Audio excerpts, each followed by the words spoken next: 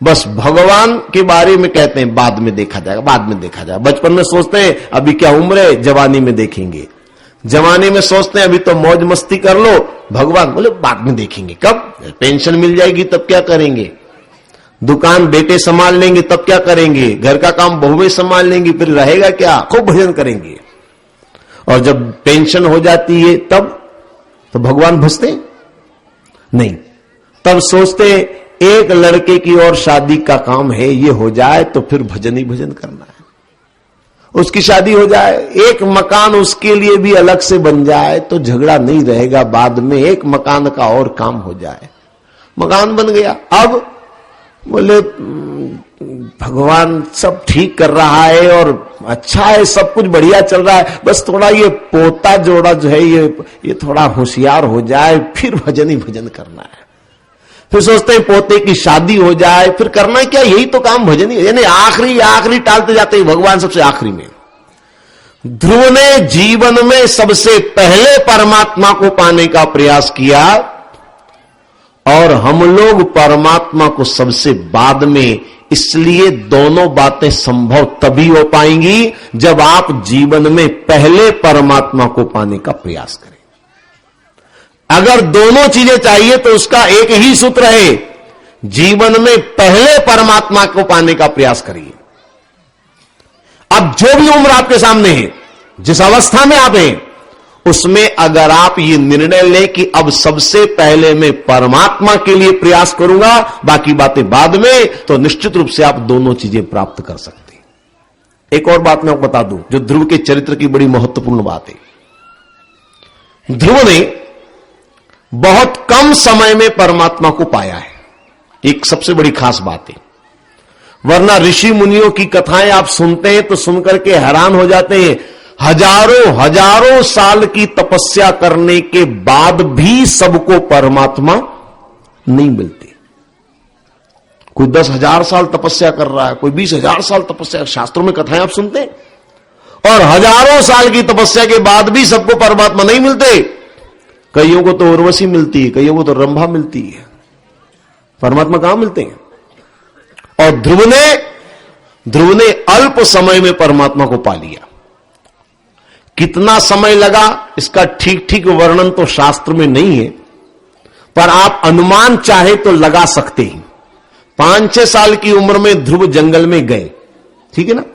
कथा में आपने सुना होगा, जब ध्रुव लौट कर आए तो पिता ने उन्हें अपनी गोदी में बिठाया। अब इससे आप अनुमान लगाइए, गोदी में बिठाया, किसी को गोदी में बिठाया जाता है तो एक निश्चित उम्र के ही दायरे में बिठाया जाता है, चाहे वो कितना भी प्यारा दुलारा हो। एक निश्चित उम्र के बाद अगर वो ज्यादा बड़ा या वयस्क है तो उसको कोई गोदी में नहीं बिठाता है। तो गोदी में बिठाने की आप अधिकतम उम्र क्या मानते हैं? अधिकतम 14-15 है ना। आप इससे बड़े बच्चे को प्रायः गोदी में बैठे हुए नहीं पाएंगे, और अगर देखेंगे तो आपको भी असहज महसूस होगा, अटपटा लगेगा आपको। तो ज्यादा से ज्यादा आप मान लेते 13-14 साल की उम्र। 5-6 साल की उम्र में ध्रुव गए जंगल में, 13-14 साल अधिकतम कह रहा हूं, कम भी हो सकती है, मैं तो अधिकतम की बात कर रहा हूं। यानी 1 दशक, यानी 10 साल से भी कम समय में ध्रुव ने परमात्मा को पा लिया। मैं निश्चित इसलिए नहीं कह रहा हूं क्योंकि कोई ग्रंथ का प्रमाण नहीं है। प्रामाणिक बात जब तक नहीं हो तब तक कुछ भी कहना बड़ा मुश्किल है, अनुमान है। कुछ लोग कहते हैं 7 साल में ध्रुव ने परमात्मा को पाया, कुछ कहते हैं 5 साल में, कुछ कहते हैं 9 साल में। ये सब अनुमान है अपना अपना। एक बात पक्की कि 10 साल का समय भी नहीं लगा, इससे भी कम समय में ध्रुव ने परमात्मा को पाया है। तो ध्रुव ने इतनी जल्दी परमात्मा को पा लिया, और ऋषि मुनियों को इतना लंबा समय लगता है, हजारों साल लगते हैं परमात्मा को पाने में। आखिर ऐसा क्यों? अच्छा, एक बात और मैं आपसे पूछूं, आप लोग परमात्मा को जल्दी पाना चाहते हैं कि आराम से? आराम से, लग जाए हजारों साल कोई बात नहीं। क्या विचार है? हाँ, जन्मों जन्म भक्ति भले ही है, भक्ति जन्मों जन्म होती रहे, लेकिन परमात्मा के दर्शन करना है तो आप क्या चाहेंगे, जन्मों जन्म में कि इसी जन्म में? तत्काल आगे जल्दी चाहते हैं, हर आदमी चाहता है जल्दी। अगर जल्दी चाहते हैं तो ध्रुव का तरीका सीखना पड़ेगा, क्योंकि ध्रुव को जल्दी मिले परमात्मा। ऋषि मुनियों का तरीका नहीं सीखना हमको, उसमें हजारों साल लगते हैं। भगवान की भक्ति जन्म जन्म हो, यह अलग भावना है, मैं उस भावना का आदर करता हूं, लेकिन परमात्मा मिले जल्दी, ये उत्कंठा हर भक्त के मन में रहती है। तो जल्दी परमात्मा कैसे मिलेंगे, ध्रुव की बात से सीखिए, समझिए। देखिए ध्रुव ने परमात्मा को जल्दी कैसे पाया। मेरे विचार में जो बात है वो ये है कि ध्रुव बालक है। सबसे बड़ी बात क्या है, ध्रुव बालक है, और भगवान बच्चों पर जल्दी प्रसन्न हो जाते हैं, क्योंकि भगवान को बच्चे प्रिय हैं। मेरी बात ये सुनकर के थोड़ा सा आपको विचार आ रहा होगा, क्योंकि बुजुर्ग लोग ज्यादा बैठते हैं कथा में, और बुजुर्गों को ऐसा लगता है, जब मैं कहता हूं कि भगवान को बच्चे प्रिय हैं, तो कुछ बुजुर्गों को ऐसा लगता है क्या भगवान को बुढ़ों से नफरत है क्या, ऐसा विचार मन में आता है। मैं कहता हूं घबराने की जरूरत नहीं है, पर एक बात निश्चित सही है कि भगवान बच्चों को ज्यादा चाहते हैं, भगवान बच्चों के ज्यादा करीब हैं, भगवान बच्चों को ज्यादा प्यार करते हैं। क्यों? क्योंकि कोई भेदभाव वाली बात नहीं है। हालांकि परमात्मा के लिए सब बराबर है, चाहे बूढ़ा हो, चाहे बालक हो, चाहे स्त्री हो, चाहे पुरुष हो, परमात्मा के लिए सब बराबर है। लेकिन यह भेद क्यों है? परमात्मा बच्चों को क्यों चाहते हैं? क्योंकि बच्चा हृदय से सरल होता है, बच्चा निर्मल होता है, और भगवान की घोषणा है, निर्मल मन जन सो मोहि पावा। परमात्मा को बच्चे इसलिए प्रिय हैं क्योंकि बच्चे का हृदय सरल होता है, बच्चे का हृदय कोमल होता है, और इसलिए भगवान बच्चों पर जल्दी प्रसन्न हो जाते हैं। अब आप लोग सोचेंगे कि हम क्या करें, हमारा बचपना तो गया है ना, और जीवन की गाड़ी में रिवर्स का गियर तो होता नहीं है। अगर रिवर्स वाली व्यवस्था होती तो हम भी रिवर्स डाल करके बच्चे बन जाते, और अब जो समय निकल गया वो तो निकल गया, बचपना चला गया। अब हम क्या करें? क्या अब भगवान हमारे ऊपर प्रसन्न जल्दी नहीं होंगे? ये विचार मन में आ सकता है। तो मैं आपको बता दूं, घबराइए मत। उम्र चाहे 60 हो चाहे 80 हो, उम्र से कोई फर्क नहीं पड़ता। अगर परमात्मा को जल्दी पाना है तो आप अंदर से बच्चे बन जाएं, हृदय से आप बालक बन जाएं, भीतर से आप बालक बन जाएं। अगर आपका चित्त बालक जैसा सरल यदि होता है तो निश्चित मानिए आप किसी भी उम्र में परमात्मा को शीघ्र पा सकेंगे, उसमें कोई अड़चन आने वाली नहीं है। परमात्मा ऊपर से नहीं देखेंगे, ऊपर से आपकी उम्र चाहे जो भी हो, ऊपर से आपका रूप चाहे जो भी हो, आप चाहे स्त्री हो चाहे पुरुष हो, लेकिन भीतर देखेंगे भगवान। अगर आप अंदर से बालक हैं तो निश्चित मानिए आपको भगवान जल्दी मिल जाएंगे। मैं कई बार कहा करता हूं, आपने गुरु नानक देव जी का चित्र देखा होगा, आपने रविंद्रनाथ टैगोर का चित्र देखा होगा। वैसे तो हमारे यहां जितने महापुरुष हुए उन सभी के चित्रों में आपने एक बात देखी होगी, पर मैं दो नाम इसलिए ज्यादा लेता हूं क्योंकि इनके सभी चित्र लगभग मैंने जितने देखे हैं वो सारे चित्र इनके सफेद दाढ़ी वाले हैं। और सफेद दाढ़ी का मतलब यह है कि यह प्रमाणित है कि यह वृद्ध है। बाकी महापुरुषों का मामला ऐसा है, जैसे बुद्ध महावीर आदि के बारे में बात करो, लेकिन यह प्रमाण जुटाना मुश्किल है कि ये किस उम्र के रहे होंगे। चित्र के अंदर पता नहीं चलता है, लेकिन गुरु नानक देव और रविंद्रनाथ टैगोर की सफेद दाढ़ी से साफ झलकता है कि ये वृद्ध रहे होंगे। और मैं जो खास बात कह रहा हूं उसको जरा ध्यान से देखेंगे कि आप इन महापुरुषों में किसी भी महापुरुष का चित्र देखिए, चाहे कबीर जी हो, चाहे नानक हो, चाहे दादू हो, चाहे दयाल हो, चाहे रैदास हो, चाहे मीना हो, चाहे सूर, आप किसी का भी चित्र देखिए, इनकी आंखों में जरा झांक करके देखिए। वो स्वयं तो साक्षात चाहे इस समय हमें नहीं दिखाई दे, पर उनका चित्र आप देखिए, आप आंखों में झांक कर देखें तो आपको स्वतः अनुभव होगा कि इनका अंदर का हृदय कितना बच्चे जैसा सरल है। वो सरलता आपको चित्र में भी झलकती नजर आएगी। ये इस बात का प्रमाण है कि उम्र चाहे जो भी हो, अगर भीतर से बालक बन गए, भीतर से अगर आप सरल हो गए, तो परमात्मा आपको मिल जाएंगे। हृदय से सरल बनना जरूरी है, अंदर से आप बालक बने, बालक की तरह से आपका चित्त होना चाहिए, बच्चे की तरह से आपकी प्रवृत्ति होनी चाहिए। अंदर से अगर आप सरल हैं तो निश्चित मानिए आप कभी भी परमात्मा को, ये ध्रुव की विशेषता है, ध्रुव बालक है, और अगर हम भी परमात्मा को पाना चाहते तो हमें भी बालक बनना पड़ेगा। भीतर से बालक बनने की बात मैं कर रहा हूं, ऊपर से तो उम्र जो है वही रहेगी, उसमें तो कोई पीछे जाने वाला नहीं है। बालक बन जाए, सरलता आ जाए, सरलता जीवन में परमात्मा को। कैसी सरलता जीवन में होनी चाहिए? एक छोटी सी घटना मुझे याद आती, वो सुना दूं, उसके बाद में वाणी को विराम दूंगा, समय हो रहा है। सरलता कैसी होती, सरलता किसको कहते हैं?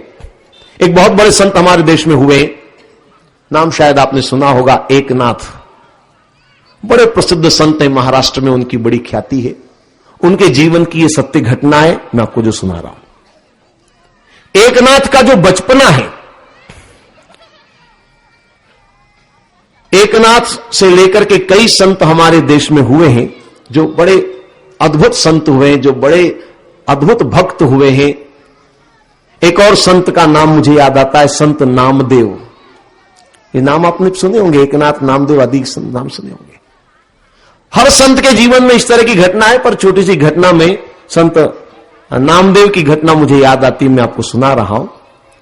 नामदेव का जो बचपना है वो उनके नाना जी के यहां बीता। उनके नाना जी भी बहुत बड़े भक्त थे। उनका नाम था वामदेव। थोड़े मिलते जुलते नाम है, ध्यान से आप सुनेंगे तो शायद गलत फहमी नहीं होगी। मैं जिसकी कथा सुना रहा हूं उनका नाम है नामदेव और उनके नाना जी का नाम था वामदेव। बचपना इनका नाना जी के यहां बीता। अब बच्चा जो घर में देखता है वही वो सीखता है, एक प्रकृति है। आपने भी अपने घर में देखा होगा, बच्चे जो देखेंगे वो करना चाहेंगे। घर में अगर अखबार पढ़ते हुए देखेंगे तो बच्चा भी अखबार पकड़ना सीखेगा, भले ही वो उल्टा पकड़े, उसको कुछ नहीं आता पर वो सीख रहा है। घर में देखेगा वो अगरबत्ती लगाते हुए तो वो भी अगरबत्ती घुमाने की कोशिश करेगा। वो नहीं जानता अगरबत्ती क्या होती, कि किसके सामने घुमाई जाती, कि घुमाने से क्या होता, कुछ नहीं जानता। वो तो जो देखेगा वो नकल करेगा। और इसलिए मैं कहता हूं बच्चा जो देखेगा वही करेगा। अगर आपको बीड़ी फूंकते हुए देखेगा तो वही करेगा, वो तो बच्चा है, उसको जो देखेगा वो करेगा। अगर आपको बोतल पकड़े हुए देखेगा तो वो भी आगे जाकर के पकड़ेगा, निश्चित रूप से। बच्चा जो देख रहा वही सीखेगा। तो ये नामदेव देखते थे अपने नाना जी को पूजा पाठ करते हुए, बहुत ध्यान से देखते थे। एक बार इन्होंने अपने नाना जी से कहा, हालांकि छोटे थे, 5-6 साल की उम्र रही होगी, इन्होंने अपने नाना जी से कहा, नाना नाना मेरे को भी ठाकुर जी की पूजा करने दो ना। तो इनके नाना जी ने कहा, तू बहुत छोटा है रे, क्या करेगा पूजा, क्या जानता तू पूजा के बारे में? तो नामदेव ने कहा, मैं सब जानता हूं, क्या क्या आप करते हो मैं सब जानता हूं। तो नाना जी ने कहा, बता क्या जानता है तू? तो नामदेव ने बताना शुरू किया। सुबह उठ करके स्नान वगैरह करके ठाकुर जी को स्नान कराना, फिर ठाकुर जी को जो है वस्त्र पहनाना, फिर फूल से श्रृंगार करना, चंदन घिसकर चंदन लगाना, फिर जो है वो अगरबत्ती धूप दीप वगैरह करना, आरती उतारना, भोग लगाना, दोपहर को शयन करा देना, शाम को फिर भगवान को उठाना, फिर शयन संध्या आरती करना।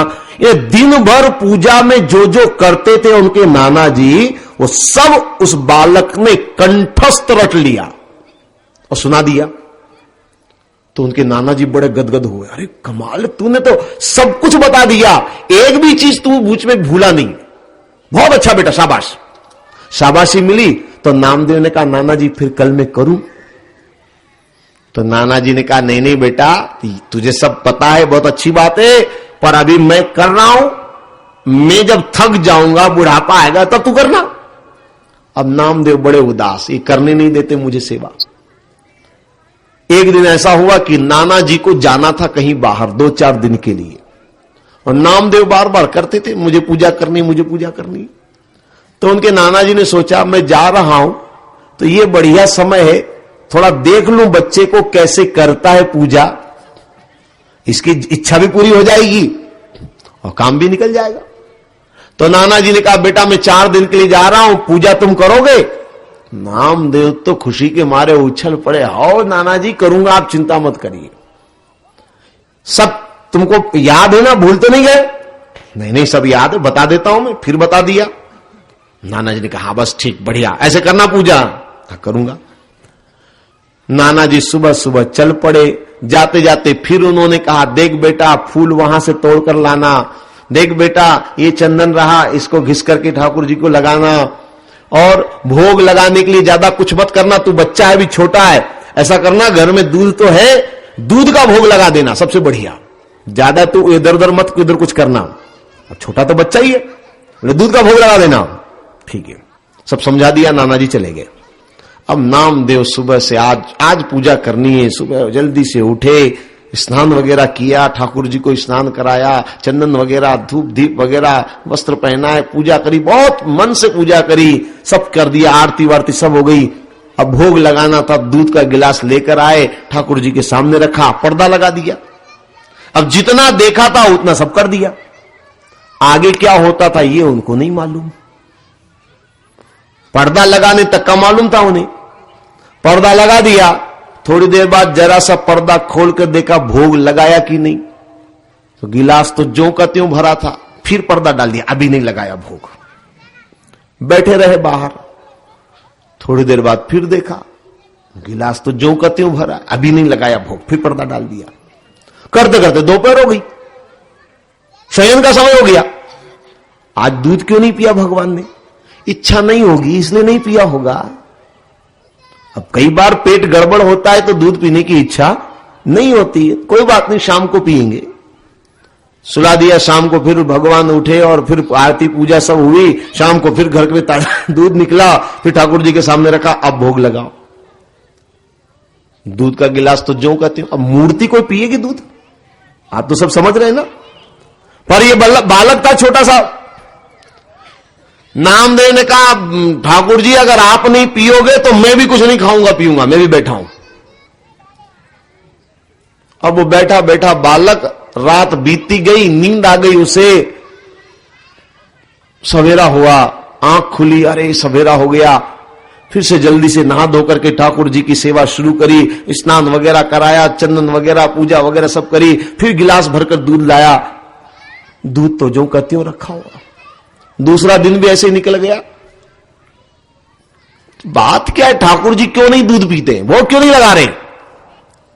तीसरे दिन मन में विचार आया कुछ तो गड़बड़ है, कहीं ऐसा तो नहीं कि ठंडा दूध इनको नहीं भाता होगा तो तेज गरम करके लाता हूं।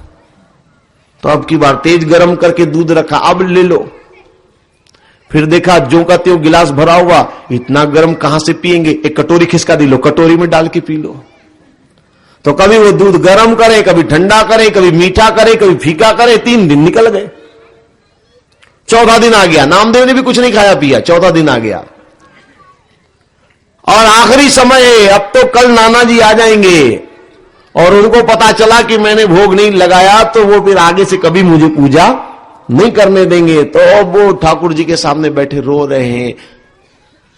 रात का समय था, चौथा दिन था, आखिरी दिन था, नाना जी आ जाएंगे कल, भोग लगा लो ठाकुर जी, क्यों नहीं पीते, क्या गलती हो गई, क्या बात हो गई, क्या कमी है दूध में, क्यों नहीं पीते?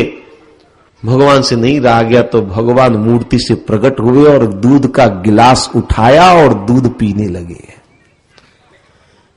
जब दूध जल्दी जल्दी भगवान पीने लगे तो नामदेव क्या बोले, बहुत भूख लगी है ना, 4 दिन से काहे को नहीं आए? अरे मुझे भी तो लगी है, मैं भी तो बैठा हूं आप जैसा भूखा प्यासा, मैंने भी कुछ नहीं खाया पिया। तो भगवान ने आधा गिलास नामदेव की तरफ बढ़ा दिया, ले तू भी पी ले। तो आधा गिलास नामदेव ने भी पी लिया, आधा ठाकुर जी ने पी लिया। दूसरे दिन सवेरे नाना जी आ गए। आते ही नाना जी ने सवाल पूछने शुरू कर दिए, बेटा पूजा करते थे? बोले हाँ करता था। चंदन रोज लगाते थे? हाँ लगाता था। स्नान रोज? बोले बराबर कराता था। आरती पूजा करते थे? हाँ कराता था। भोग लगाते थे? जैसे ही भोग के बारे में पूछा, नामदेव चुप हो गए। बोले बोलता क्यों नहीं है, भोग लगाया कि लगाया? नामदेव ने कहा, नाना जी दूध तो गिलास तो मैं रोज रखता था, पर ठाकुर जी ने भोग कल रात को ही लगाया। जैसे इन्होंने कहा भोग कल रात को ही लगाया, तो नाना जी थोड़े चौंक गए, उनकी खोपड़ी में समझ में नहीं है बात। बोले भोग लगाने का मतलब? बोले रात को ही कल दूध पिया, पता नहीं आज आप आने वाले हो इस डर के मारे पिया उन्होंने। 3 दिन तक तो पिया ही नहीं, मैंने खूब दूध रखा, खूब पर्दा लगा लगा करके, खूब घंटी बजा बजा के खूब कहा, लेकिन पिया ही नहीं, कल रात को पिया। मैंने भी कुछ नहीं खाया पिया था, फिर मैंने भी पिया आधा दूध, उन्होंने भी पिया आधा दूध। जैसे ही नाना जी ने सुना कि दूध भगवान ने स्वयं ने पिया, उनकी आंखों से आंसू की धारा गिरने लगी। नामदेव घबराए। नामदेव ने कहा, नाना जी मैंने क्या गलती बताइए ना, मैंने तो खूब कहा, मैंने तो खूब कोशिश करी, नहीं पिया उन्होंने। अब बताओ आगे मुझे सेवा पूजा करने दोगे कि नहीं करने दोगे? तो नाना जी ने कहा, बेटा असली सेवा करने का अधिकारी मैं नहीं हूं, बल्कि तू ही है। मैं 40 साल से पूजा कर रहा हूं, पर मूर्ति को मूर्ति समझ के कर रहा हूं। ये तो करते हैं, मूर्ति को मूर्ति समझ के पूजा करते हैं, पर तूने 4 दिन के अंदर ही इस जड़ मूर्ति को चैतन्य बना दिया, तो वास्तव में पूजा करने का अधिकारी मैं नहीं हूं, बल्कि तू है। कल से तू ही करना, मैं नहीं करूंगा। तो यह है हृदय की सरलता। मैं ये नहीं कह रहा हूं कि आप भी दूध का गिलास लेकर बैठ जाओ कल से ठाकुर जी के सामने।